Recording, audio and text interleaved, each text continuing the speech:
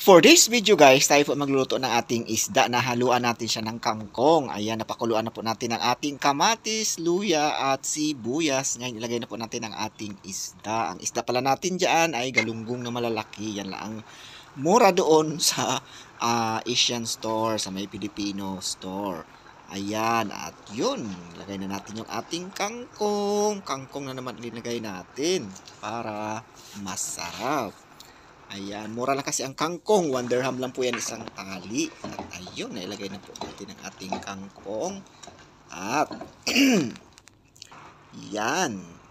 Wow, almost ready na. At yun, nilagyan natin pala ng ating pang-asim na limon. Masarap talaga ang limon. Marami siyang dala, no?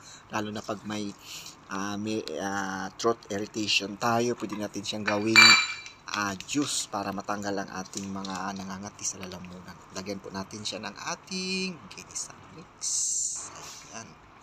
At nga pala, lagyan natin siya ng soy sauce or patis.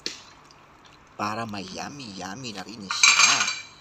Ang sarap ng ating lutong tinulang isda na may kangkong. Yummy. At yan, almost ready na siya guys. Maraming salamat sa pagpapanood. Kain na po tayo ng ating breakfast.